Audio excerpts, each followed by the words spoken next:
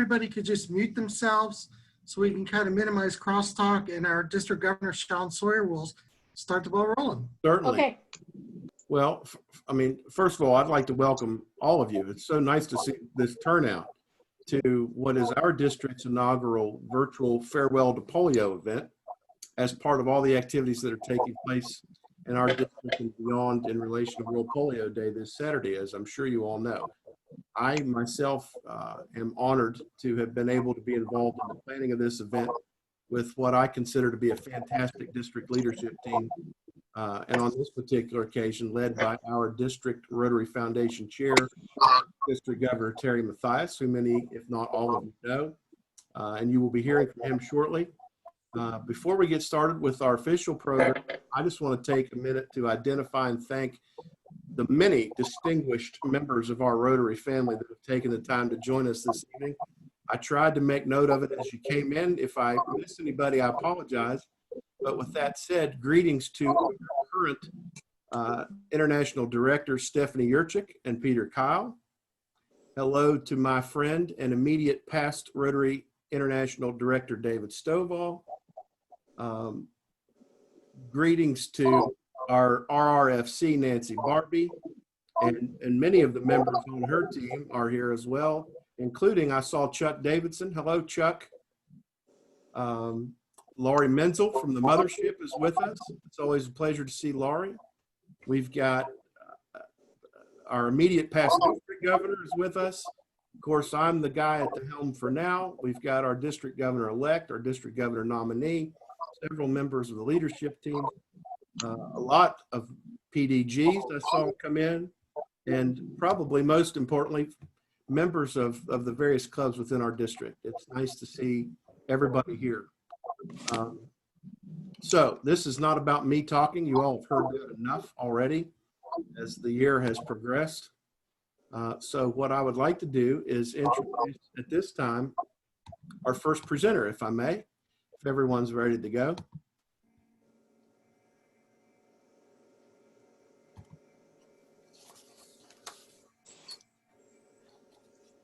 This person joined the Rotary Club of Amesbury, Massachusetts in 1997. She has served as president of the club in 2001-2002 and as her club's foundation chair from 2016 to 2020. She has served in several positions at the district level, including District 7930's foundation chair, leading the district through the Future Vision pilot. She has shared Future Vision insights at the New Orleans, Louisiana, and Lisbon, Portugal international conventions. She has served as a president's representative and the Rotary Foundation alumni chair for Zone 32. She served as international director from 2014 to 2016. In 2016-17 was a member of the Operations Review Committee. He has served as a member of Rotary International's membership committee from 2017 2019. In 2017, she was appointed as a trustee of our Rotary Foundation and served until 2020. She was a member of the Foundation Stewardship Committee 3 years, and in 1920 served as its chair. She is also a member of the Foundation's Executive Committee from 2018 to 20. She has served as the trustee liaison to the Leadership Development and Training Committee.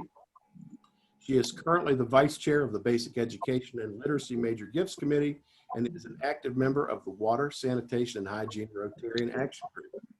She serves on the operation team of the Action Group and has chaired the World Water Summit since 2017. She is the recipient of the Foundation's Citation for Meritorious Service and the Distinguished Service Award. She and her husband, Steve McKenzie, who is also a Rotarian, major donors and charter members of the Bequest Society. She is a Paul Harris Society member. She is leading the $1 million journey for the Rotary Foundation in District 7930. Vocationally, she's retired from the Massachusetts Department of Education, where she served as the Associate Commissioner for Curriculum and Instruction. She and Steve live in Greenland, New Hampshire. Steve is the proud father of 2 children, Melissa and Stephen. Steve and Julia are also the grandparents to Peyton, Zeth, River, Finn, and Nate, and all of their family members are Paul Harris Fellows. So without further ado, Madam Trustee, I would like to welcome and introduce everyone to Julia Phelps. Julia, the microphone is yours. Can you mute everyone before she starts? Yeah, mute everyone and unmute me. That's always the key, is to unmute yourself. All right, okay, so let's see if I can share my, it says host disabled participant screen sharing. Sean, I can fix that. can you fix that? There we go. Wow. Bring in swim meetings. Bring in swim meetings. This is a part. Oop. From the beginning, here we go. All right. I wish I knew how I could get it to just pop up there, but I haven't figured that out yet. So thank you so much, Sean, for that really gracious introduction. And I'm happy to be here with everyone tonight. And I think the story of polio and how Rotary got involved is just so incredible. And it speaks to the power of one single Rotarian and one idea and the ripple effect that has throughout our organization. And so I hope these little drops of water and the ripple that you see around them help convey this message really well. You know, the definition of a ripple effect is the continuing and spreading results of an event or action. You know, we talk about Rotarians being people of action, and that the ripple effect is a perfect image to go along with that. And, you know, it starts with one person in one club, in one district, and then it spreads to another person, another club, another district. And ultimately, in the case of polio, it spread to our entire organization. And that happened in 1978 when then RI President Clem Renoff asked Dr. John Sever, who was also district governor at that time, if he could target another disease that might have a similar result that we had seen with smallpox, that had just recently been eradicated. And Sever had dedicated his whole professional life to vaccine research at the U.S. National Health Institutes of Health, and he knew Dr. Sabin really well. So he consulted with Sabin and then wrote a letter. Imagine that. He wrote a letter to Renoff and said, if a single vaccine was to be selected for the newly created 3H grants, health, hunger, and humanitarian grants, that he would recommend polio. Now, he thought that polio was a good prospect and had several things working in its favor. Unfortunately, it was still a really significant disease in a lot of developing countries. And fewer than half of the children in these countries had ever received a vaccination. The vaccine for polio was pretty easy to give. It could be given orally by mouth, and so you didn't have to have trained doctors or nurses to do injections. A lot of countries, in fact, most countries already had a polio program on which Rotary could build upon. And the good thing was that these campaigns that already existed could be expanded to be done twice a year, which is what would need to be done. So he thought, you know, polio is a really, really strong candidate for this. He knew there were some limitations, which he spelled out in his letter. You know, the polio vaccine has to be kept cold. There has to be clean water and sanitation in the places where you're giving the vaccine. And we know that that's a challenge in a lot of places in the world, and that this would need to happen yearly in order to eradicate the disease. But with all of that, he felt like the pros outweighed the cons. And so he said, this is my recommendation. So in November of '78, the RI board voted to eradication of polio would be the primary goal of the newly created 3H grants. And so now at this point, Rotary had a project. They just needed to have a place where they could implement this project. And that leads us to our next ripple effect. So, you know, where did we go from the recommendation? Well, we went to, let's see if I can get my cursor. We went to, next. We went to Dr. Sabino Santos, who was a member of the Rotary Club of Malayos in the Philippines. And he actually submitted the 3H proposal that was undertaken in the Philippines. And this was to immunize 6 million Filipino children. It was Benny's idea and suggestion that resulted in Rotary's greatest humanitarian project ever. The project then grew to being Rotary's Polio Plus program, which was adopted by the World Health Organization in 1985. And like Dr. Sever, or Dr. Sever, I'm never sure if I'm saying his name correctly, he felt like the Philippines was a really great place to start.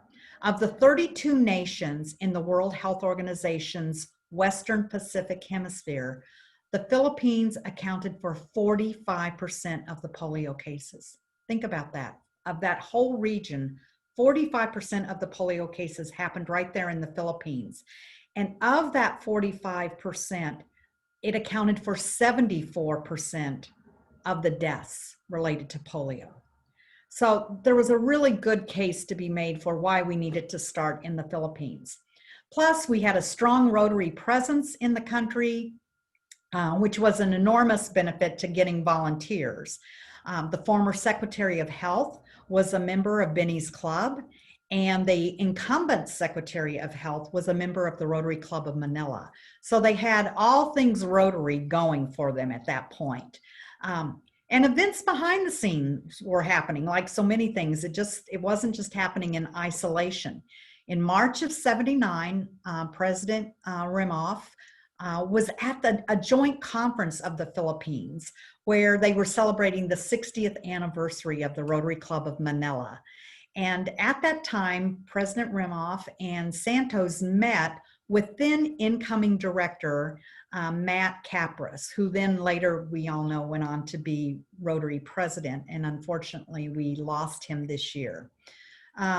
The president and Santos and the incoming director met with the 4 Filipino district governors, and in a weekend, they hammered out the action plan for how they were going to do this 3H grant in the Philippines. Just even saying that sentence, that in a weekend they hammered out the action plan, kind of makes my head spin, but they did it.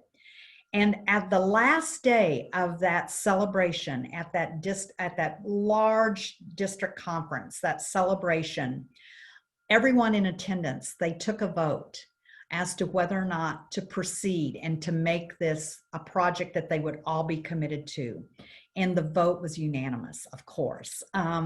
I just think about that, just gives me goosebumps to think about how exciting it must have been to be part of that conference and to know that, I mean, at that time, they probably didn't know how big the vote was that they were taking, but they knew for their country, this was really, really big. So they said, yep, we're gonna pledge our support, and we support the grant application. And the next thing we know, the board gives its approval. And then at the June RI convention in Rome that year, President Clem announces the very first 3H grant award, get this, of $760,000 to the Philippines for polio immunizations. So that very first grant wasn't for, millions and millions of dollars. Like we now know, it's really taking us that long to get to that. And then that leads us to our next ripple. The end of the Rotary year happened. And as we know, there was a new leader that started on July 1. As soon as that Rome convention was over, James Bomar became the president of Rotary International.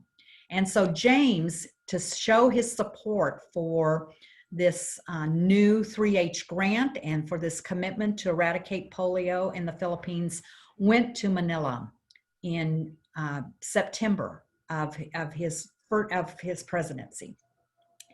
And there was lots of drama behind the scenes before this picture was ever able to be taken. They had to meet with the government officials, and one of those government officials was Imelda Marco, and we all know, how dramatic she was and how she loved shoes. And apparently the scene in the presidential palace with Imelda was really something for sore eyes. You should go and look that up. It's really a fun, interesting story. But Rotary won that conversation, and the way they won that conversation with her was to say, you want to be part of saving the children of our country. And she couldn't argue with that. And so she gave the okay for them to go. They left the presidential palace and went right down to the center of town, the center of Manila. And there were mothers and children lined up already to receive the vaccine. And so they were receiving the vaccine. They were ready to receive the vaccine, except they didn't have permission yet. Oh, I'm viewing along with him. So if somebody can mute, that'd be really helpful. Thanks. So when they got in line, there was this mother holding this little girl. You can see her picture right there.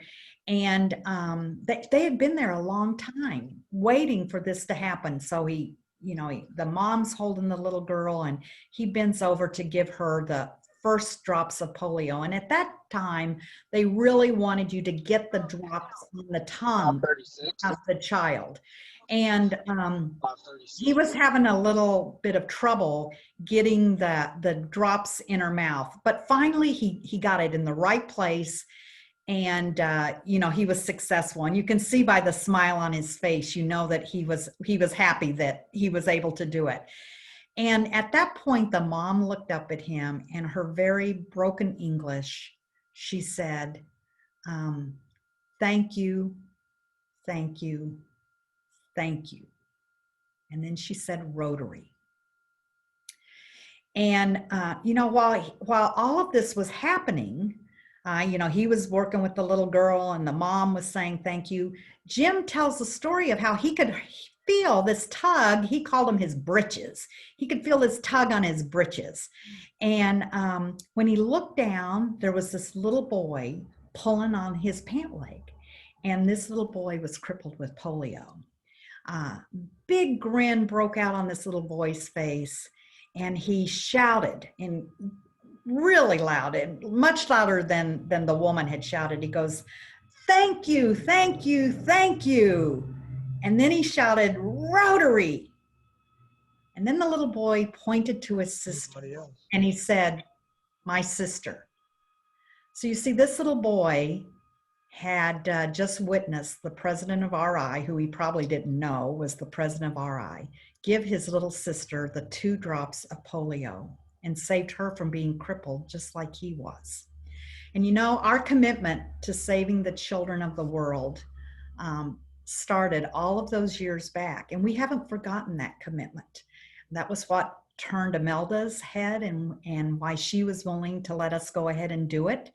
And that's why other places around the world, they've stopped wars, they've created days of tranquility, they've allowed us to go where other folks haven't been able to go, because they know we're going to save their children, and they're thankful for that.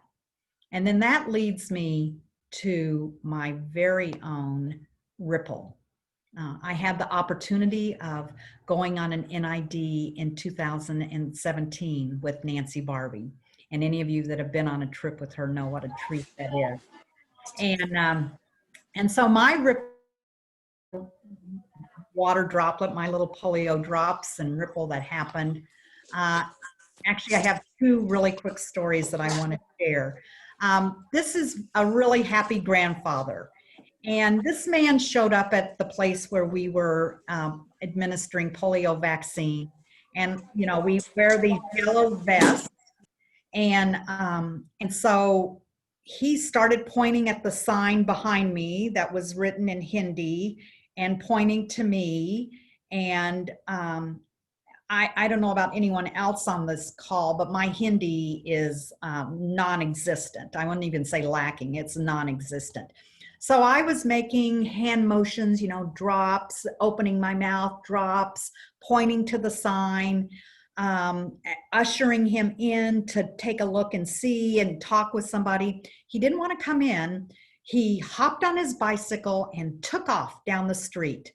And I remember saying to my partner that was there, we were teamed up together, James Peterson, saying to him, oh, geez, I hope there's not an international incident that I didn't say or do something that offended this man. I'm going to say 30 minutes later, this man arrives back on a motorcycle holding this little girl, his little granddaughter. You can see his son in the back on the motorbike. No helmets, no security to make her safe. He had her just like that, and he handed her to me. Now, I have to tell you, he didn't know me from anyone, but I had on that yellow vest and that Rotary pin, and he knew that if he gave me his child, his grandchild, that she was going to be safe. I gave her those 2 drops of vaccine, and I handed her back to him and put the little visor on her little blanket, and gave her a little hat and gave her a little rubber ball that we were handing out that day. And he made the motion for me to take a picture with my camera, and I did that. And for me, that was a James Bomar moment. He said thank you to me with that smile, and by returning. He said, I trust you. I know you'll save my granddaughter. And so that day, my heart was full that day, and I thought, I didn't know how it could get any better than that. And then the next day we went to another part of the city, and we did the mop up, where we went door to door and we went with the workers, and they knew where children were. And the people came running to us in the streets. And this father brought his little one, and I got to give her those two wonderful drops of polio vaccine. And I want you to look, don't look at the child, because the child isn't really thrilled about us getting those drops. She or he will be someday, but look at that father's face.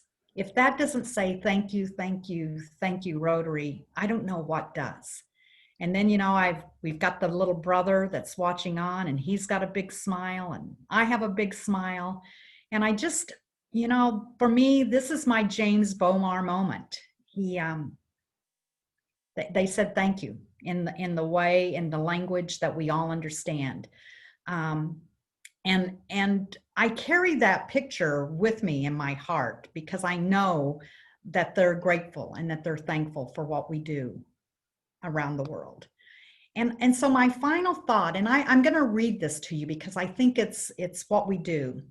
Each time a man or woman stands up for an ideal, or acts to improve the lot of others, or strikes out against injustice, he sends forth a tiny ripple of hope, and crossing each other from a million different centers of energy and daring, those ripples build a current that can sweep down the mightiest of walls of oppression and resistance. And I really think that that's what Rotary and our Polio Plus project grant that started out so many years ago, that's what we're doing. We are putting forth that tiny ripple of hope in all that we do, in our polio eradication efforts, our clean water projects, our literacy projects, our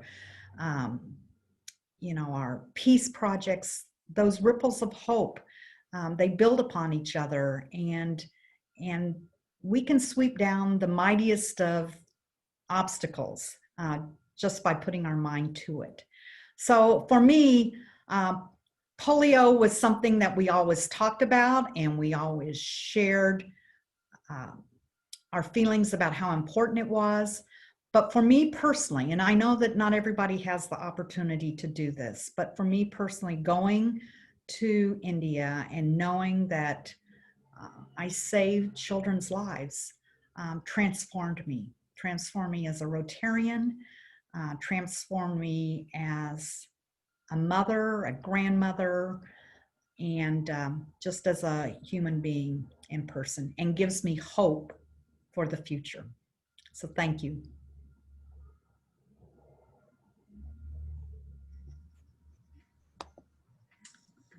Thank you so much, Julia. We appreciate you being with us here this evening, taking your time out of your schedule.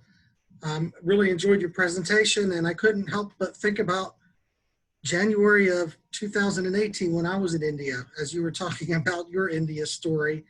And I have one photo, and unfortunately it's not here in my office, but I have one photo of a little girl going namaste sitting on the desk. And this girl didn't want the polio drops. She didn't want it. She fought it. She didn't want it. And finally, we were able to give her the 2 drops. We gave her a little piece of candy, and she was communicating with her dad. And I don't know if her dad prompted her or if she did it herself. But I happened to look at the right time and get a picture of her just going namaste to thank us. So it is very touching and very moving to be able to actually do hands-on and participate in the NID. And I know multiple people on this call have been to India and have participated in NIDs. So we appreciate you being with us. We appreciate you sharing your story and the story really of polio and Polio Plus and everything that Rotary has done to get us where we are. You know, unfortunately, the job's not over and we still have a long way to go, but we did accomplish some major things this year. And now I'd like to turn your attention to a brief video that President nominee Jennifer Jones sent to us that we could share that talks about one of those milestones that we've accomplished this year. So Sean, if you could start that video for us.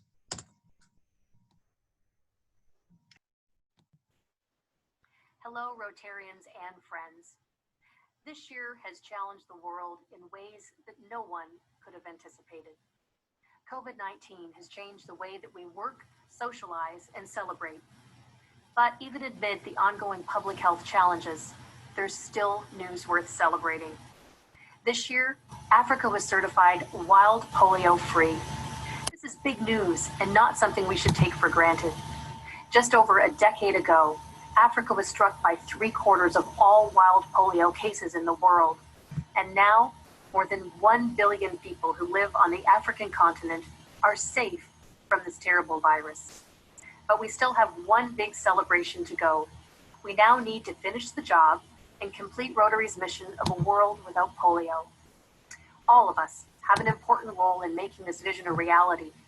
Rotarians around the world are working tirelessly to support this global effort. It won't be easy, and we know that there are many challenges ahead of us. COVID-19 impacted our polio eradication effort, but it hasn't stopped it. We've learned something else about our Polio Plus campaign this year, that the infrastructure that global polio partners helped build over decades is one of the most powerful public health tools on the planet, with an impact that's way beyond polio eradication. Another challenge we face is vaccine hesitancy. This is nothing new. Misinformation about vaccines was rampant all the way back in the 1950s. But even with all of the pamphlets and flyers of that era, which have turned into the YouTube videos and Facebook posts of today, truth can and must win out. In the 1950s, over 1 million children in the United States lined up to participate in vaccine trials, knowing that science could make polio preventable. Some of these children, known as polio pioneers, are now Rotary members and continue to be some of our strongest spokespeople. We know that vaccines work, and now we must continue our fight to ensure that children have access to them for generations to come. And speaking of great advocates, one Rotarian in Lagos, Nigeria has been working tirelessly for decades to end polio in Africa. Dr. Tunji Funsho, a cardiologist, chair of Rotary's Nigeria National Polio Plus Committee, a committed Rotarian, and now he's been named one of Time 100's most influential people of the year as recognition for his role in helping to kick polio out of Africa. Time's list is impressive and has previously included people like Oprah Winfrey, Nelson Mandela, and the Dalai Lama. The campaign in Africa succeeded because of people like Dr. Funsho, all committed to the same goal. We've immunized children, educated parents, and advocated for funding to support this massive public health initiative. I'm proud of what we've accomplished, but we're not done yet. wild polio virus still exists in Afghanistan and Pakistan, the world can't be free of wild polio until we reach every last child. You know, that's what makes Rotary so special. Our ability, as President Holger Knack says, to open opportunities for others and for ourselves. To succeed, we need you. We can't finish this fight without your advocacy, fundraising, and awareness raising. Thank you for taking part in this effort and working tirelessly for a polio-free world, all the way to the finish line. Thank you.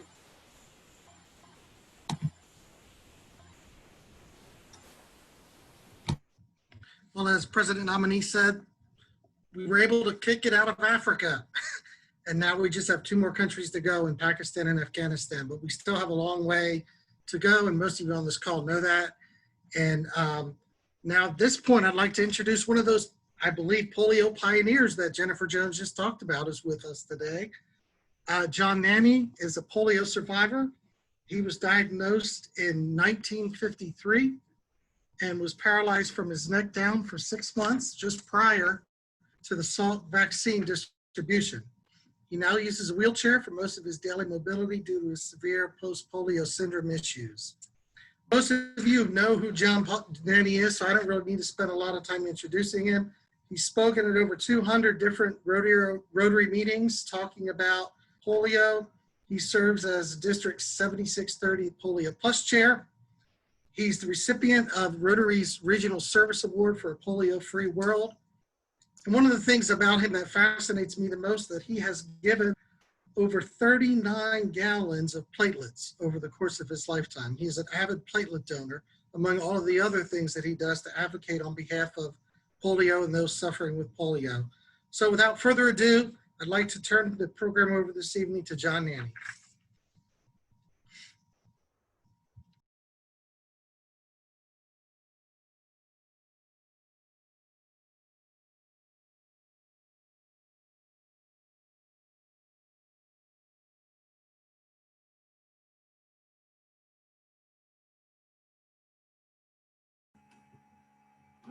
John needs to unmute himself. Sorry, thank you. It's an honor to be included in this presentation. I'm here representing 2 million polio survivors here in North America and more than 20 million polio survivors throughout the world.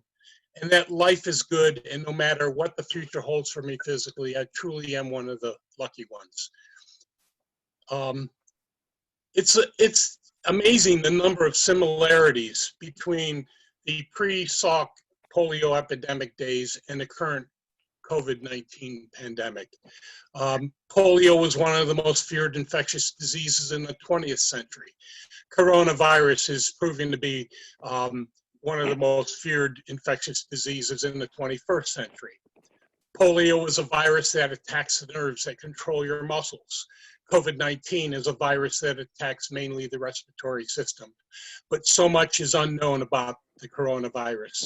However, scientists actually knew less about polio back in the 50s than today's scientists know about the coronavirus. Like COVID-19, they didn't know why some had caught polio, had mild or no symptoms at all, and others so severe that they died or had extreme outcomes. In the case of polio, paralyzed limbs and breathing issues. Like COVID-19, people were contagious before they had symptoms, thus not only infecting others. One of the biggest reasons why polio is so hard to eradicate is because they now know that for every diagnosed case of polio, there are as many as 200 people walking around with no symptoms at all. Many of them now have post-polio syndrome and don't know they had polio. And they have no idea what's causing their issues, pain, fatigue, and many other things. Another similarity between COVID and polio is that both targeted specific but different age groups. COVID-19 especially lethal for the elderly, polio for the young. Young kids put anything in their mouth, which is the reason why they get polio more than adults, because polio is an enterovirus, which means that the virus enters the body through the mouth. Okay. So we fast forward to the summer of 1953 when I got polio, where hospital polio wards with these dreaded iron lungs on the left, like these, help polio victims breathe. And what's ironic is that yesterday's iron lungs are today's ventilators. In fact, the first ventilator was made for in Holland for a polio survivor, because prior to the iron lung, any polio victim whose lungs were affected, their diaphragm muscle was affected, they died. And with the iron lung, it allowed them to, live and get past the main problems with breathing. And I just learned this the other day. Remote learning is not new to COVID. Back in 1937, Chicago schools were closed for 3 weeks because of the polio epidemic. Some 315,000 children in grades 3 to 8 continued their education at home, receiving lessons on the radio. Okay. Like today's pandemic in the 50s before the Salk vaccine, people were frightened. It was a scary time because because catching polio was as easy as catching a cold. Here's a bank of iron lungs, polio victims stacked on top of one another. Here's a baby just only a few months old in an iron lung. If one of the members of the family came down with polio, many times not only the whole family was quarantined, but often the whole block was quarantined. And a strange thing was happening, or should I say not happening, in 1953. Summer rituals, summer swimming pools were closed, little league fields in most towns were empty. And just like today, mothers didn't have their kids with them while grocery shopping. I often hear from polio survivors on how they felt abandoned when they were in hospital polio wards, because like today's coronavirus patients, they weren't allowed to have visitors. They would go weeks without seeing their parents, and when they did, it was usually from a distance, usually behind glass windows. This is where everyone's supposed to say, ah, yeah. This is me just before I started to walk. And what's interesting in this photo is what's missing. My mom refused to have my leg braces photographed. And I suspect for fear that people would ostracize me and my family because I had polio. I was paralyzed from my neck down at 10 months old. I was paralyzed for 6 months before the Salk vaccine was widely tested. My mom did Sister Kinney's physical therapy on me. Sister Kinney was a nurse from Australia and developed a physical therapy program for polio victims. I was lucky. I walked a year later. As the years went by, I got to the point where most people never guessed I had had polio. I had a fairly normal childhood, and I actually played baseball, basketball, and football. However, my coaches didn't know I had polio. My parents didn't know that it would affect my ability to compete. Okay? I was very slow and very clumsy. My coaches always yelled at me and often called me lazy. It was a very frustrating time in my life. But that was polio for a lot of people. I was one of the lucky ones because many young adults and children died or grew up paralyzed or had an arm or leg that was significantly smaller because their muscles did atrophy. I have many friends that got polio when they were older. I was blessed because I don't remember having polio. I was too young. My mom would tell me how I would scream in pain when she stretched my muscles while I was paralyzed. For those who are older when they got polio, they remember all too well the pain and how they suffered, and often how they suffered from multiple painful corrective surgeries. One friend of mine even had their good leg shortened 5 inches to match their polio leg so they could walk without a significant limp. When I turned 40, I started to have renewed muscle weakness, joint pain, and extreme fatigue. Eventually, after seeing 10 different doctors in 2 years, most of those doctors never having seen a polio survivor, I was finally diagnosed with post-polio syndrome. Many never get that diagnosis of post-polio syndrome and suffer without knowing why. 15 years later, I'm confined to a wheelchair for most of my mobility. For every child we save from polio, if they survive the initial polio virus attack, we truly are saving them from a life of pain and suffering. Here's the symptoms. These symptoms of post-polio syndrome that many polio survivors often encounter.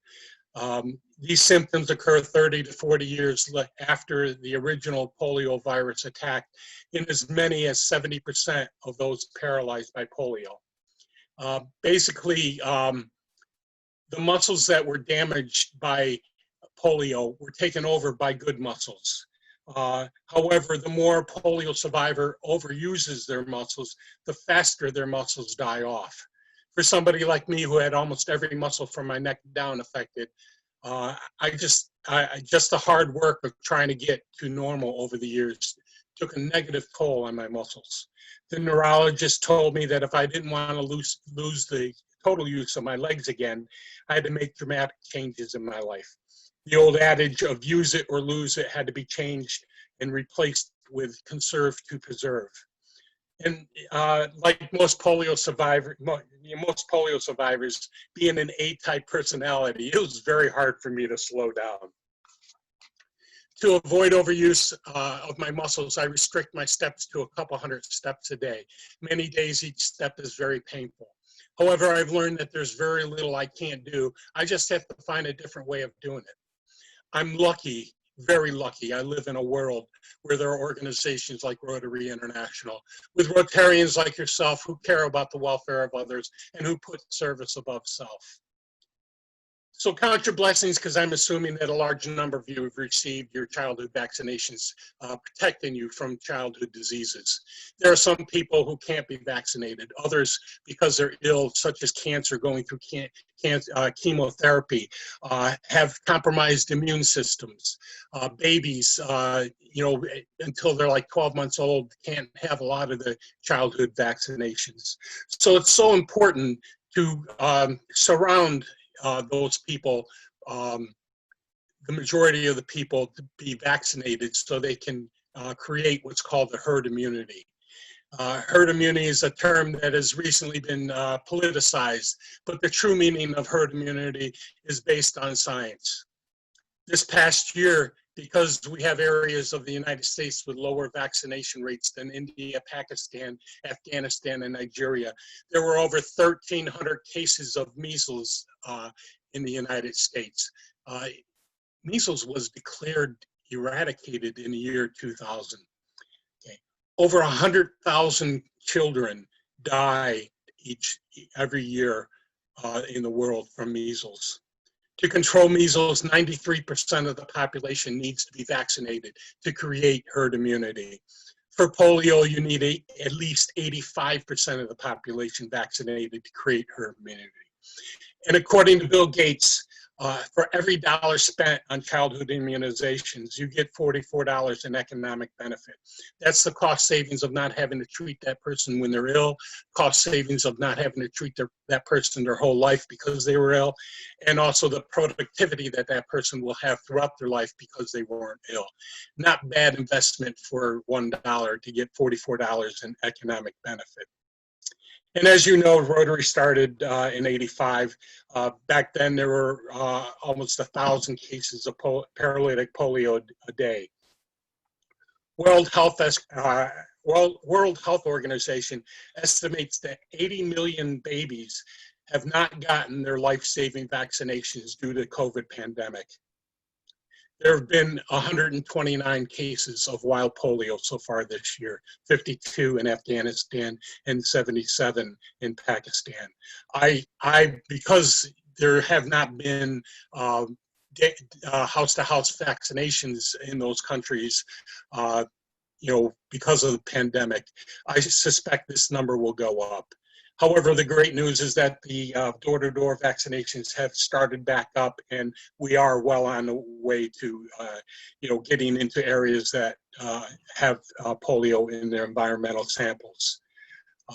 And as we were told already, that August 25th was a great day for all Rotarians in all of Africa. Nigeria being polio-free for 4 years. All of Africa was declared polio-free. Nigeria overcame tremendous obstacles to accomplish this feat, once again proving wild polio can be defeated. just as it was in the Philippines and India and many other countries other than Afghanistan and Pakistan. But until polio is eradicated, it is a world threat. And because there's no cure for polio, vaccination is the only protection. Here's a, this to me is the most powerful slide I have. This is a map of flights. Each line is one flight in a 24-hour period. You can hardly see North America and Europe on this map. To me, it's a perfect example of showing how COVID-19 spread so fast in the world. And we certainly are only a plane ride away from polio returning back to the United States, especially if we don't keep up the vaccination rates. Unfortunately, the success of vaccines have created the fact that vaccines have become a victim of their own success. And a lot of people don't, especially younger people don't know, about polio and many other things. They're finding out about COVID, that's for sure. This is a typical Sunday event throughout the country just after the Salk vaccine was available. I only wish attitudes towards vaccines had the same enthusiasm today as they did back then. I pray that the eradication of polio happens soon so that all kids around the world will avoid what happened to many like myself when the vaccine was not available. And I'm often asked what the plus in Polio Plus is. And over the past several months, the Polio Plus infrastructure Rotary helped build, including its tools, workforce, and extensive surveillance networks, have been used to help prevent the spread of COVID-19, doing contact tracing and training health workers to help educate people about COVID-19 and how to avoid it. To me, this truly represents the plus in Polio Plus, just as it did in the past to respond to outbreaks of Ebola, yellow fever, and the avian flu. Prime example of that is the role Rotary and Polio Plus played in stopping the Ebola outbreak in the past 4 years, twice in the past 4 years in Africa, especially in Nigeria, literally stopping Ebola from becoming a pandemic. Here we have a polio survivor in Nigeria who used to have to travel miles to get contaminated water for his herd. Polio Plus drilled boreholes in his village, and now he gets clean water for his herd and family without traveling miles, which then now becomes so much more productive. A few months before the pandemic, in India, NID workers and volunteers vaccinated more than 32 million children in one weekend. These immense NID vaccine campaigns are also changing societies in many Muslim countries by employing women to go house to house vaccinating children. In the Muslim religion, a man cannot enter a home if the man of the house is not there. A woman can. Therefore, by employing women to do the vaccinations, less children are skipped and the number of women in the workforce are increasing, thus changing societal views of women working outside of the home. NID in areas that have malaria, mosquito nets are given out by Polio Plus workers. This polio survivor had no way of financially supporting himself until Polio Plus taught him how to make hand-driven bikes that allow polio survivors to get around without dragging themselves on the ground. With the help of Polio Plus, he started a business making these tricycles. Here's one of his employees, also a polio survivor, that now has a job and is a productive member of society, mostly because of Rotary's Polio Plus. While confronting the new challenges of today, it's important that Rotary members continue the fight to end polio, to sustain our commitment to the children of the world we made in 1985, and to reach our fundraising goal of $50 million, just like we did last year for the full Gates matching monies, making our $50 million become $150 million. Continued contributions to Polio Plus will ensure that polio eradication activities that are ongoing will continue, and that we come out of this crisis strong and tackle the remaining barriers to a polio-free world. I often hear from Rotary clubs and district leaders, we do give to Polio Plus. What else can we do? Well, a sad fact is that less than 10% of all Rotarians actually do donate to Polio Plus, and only 53% of all Rotary clubs in the world donate to Polio Plus. We must do a better job promoting the reasons why we must end polio now. If every Rotarian in the world gave $40 a year to Polio Plus, we would easily achieve our $50 million goal for the year. We need Rotarians to educate other Rotarians and non-Rotarians on Polio Plus. Rotary needs to locate polio support groups in their area and recruit them to help in the fight. Heck, they know why we need to end polio now, but often they don't know about Rotary's Polio Plus program. Think outside the box. And, you know, this is incredible. You know, it really hits home. A Snickers bar costs more than a polio vaccine. I want to ask you, how many Snickers can you buy to help eradicate polio? There are many ways to think outside of the box to raise money for Polio Plus. My District 76 is doing a pin fundraising. You know, our foundation committee is matching all pin sales with you know, matching district designated funds, which triggers a matching Rotary World Fund. So a $40 pin actually is multiplied by 9 times and becomes $360, and 600 kids get vaccinated. Our district governor last year, Bill Ferguson, during his official club visits, raised $14,000 selling pins, which with all the matching monies became $126,000. This is Ann Matthews a few years ago giving polio drops to a child in India. The polio vaccine, I want to end with some exciting news. The polio vaccine, which is the best weapon to fight polio, is getting an upgrade that will truly be one of the nails needed to finally put in the coffin of this dreaded disease called polio. Polio Plus and its wonderful world partners have developed a new oral polio vaccine.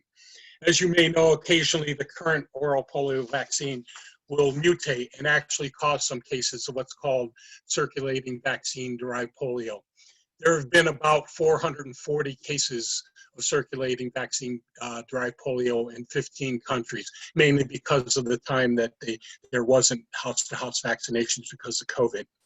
This new oral polio vaccine has been designed not to mutate. It has just finished its exhaustive human testing and is currently being manufactured to be distributed to those 15 countries that have had the vaccine-derived polio cases. Truly a great new weapon to fight polio. As I've said before, I am one of the lucky ones. If I was born in a developing country back in the 50s, I wouldn't be here today. I've shared my personal story with you, certainly not for your sympathy. Through the love of my family and friends and being fortunate to find knowledgeable doctors, I've been able to be a father, husband, son, friend, a new grandfather, and now a proud Rotarian. Please continue the fight to eradicate polio because going back is not an option. Rotary was there at the beginning and we must be there at the end. Thank you for listening to me. Thank you for inviting me. Thank you so much, John. Appreciate you telling us your story tonight and the passion that you have to eradicate polio. And there's really not much I can say after what you just said. If we'd be together, I'd be passing a hat right now. But since I can't pass a hat right now, I would all encourage you to think about what you want to give to polio this year. I know most of you on this call are donors.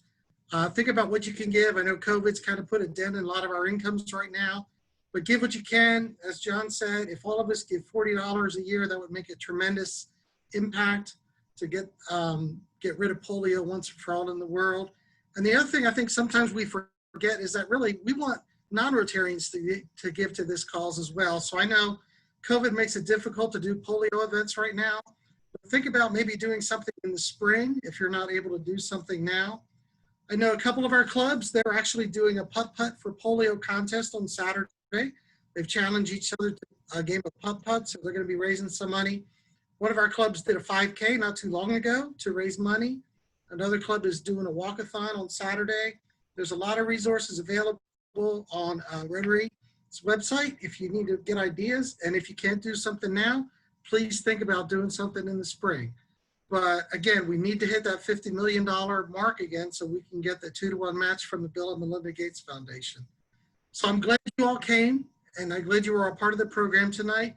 Now what I need you to do is take the message back to your friends, to your neighbors, to other Rotarians in your clubs, and spread the word that we have a long way to go to finish this job. But with all of us working together, all those ripples add up, and we can finally eradicate polio from the face of the earth.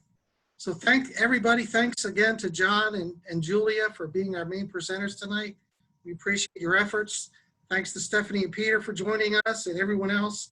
Have a great rest of your evening, and we'll talk to all of you soon. Take care.